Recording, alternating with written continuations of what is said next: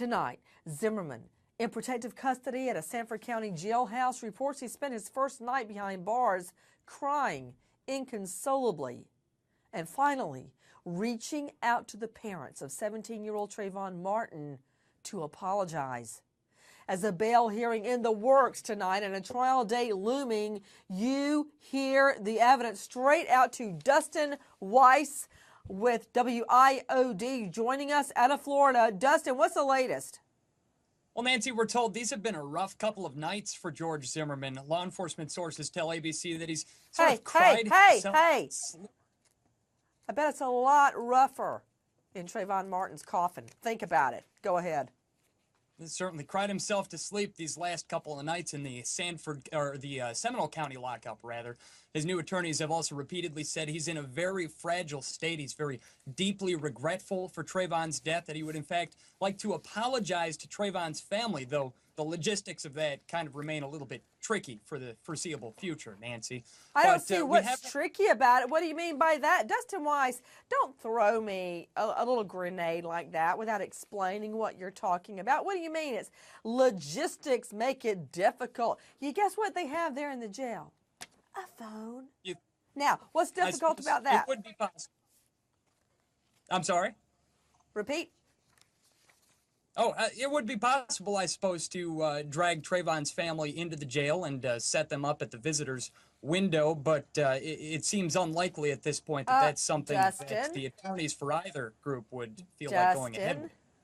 Dustin. Yes, Nancy?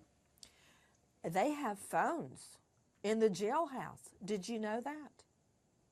And in fact, we know that George Zimmerman has purchased a phone card with the $80 that he's spent so far in the Seminole County Jail commissary, among some crossword puzzle books and some snacks as well. So my question to you, you're saying the logistics make it difficult for him to apologize. You'd have to, quote, drag Trayvon Martin's family to the jailhouse. But that's absolutely not true. All Zimmerman has to do is pick up the phone and let his fingers do the walking, all right? That's it. He's there at a Seminole County jailhouse. They've got phones. He's got a phone card.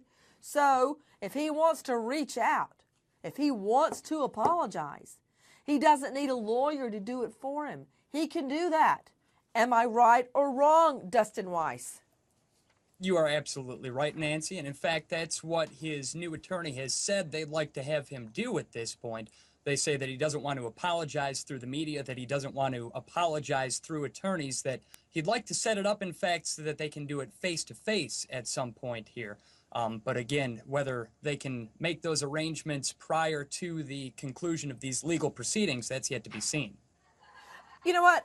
To you, Steve Helling, writer with People magazine. You're on the story along with Dustin Weiss out of WIOD. But Steve Helling, look, I'm not blind. I'm not deaf, dumb, and blind. I understand what's happening here. They were likely very much legally speaking concerned about making an apology to the family because many people believe, not me, that suggests consciousness of guilt. That's why a lot of people don't go, I'm sorry.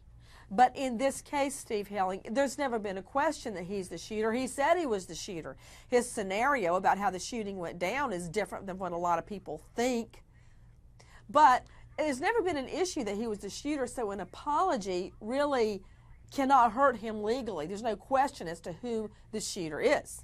Get it? Well, yeah, of course. But, you know, it's the same idea as they always say, if you hit somebody with your car, you don't get out and say, oh, I'm sorry, because that is an admission of guilt. Who is they?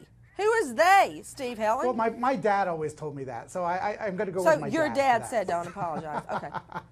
No, but, you know, in general... No offense to your father, but go ahead. My dad's wonderful, but, you know, I understand what you're saying. But the point is that, you know, obviously he will have to be careful about what he says, and that's, of course, what his lawyer is there to do, is to kind of help him through that.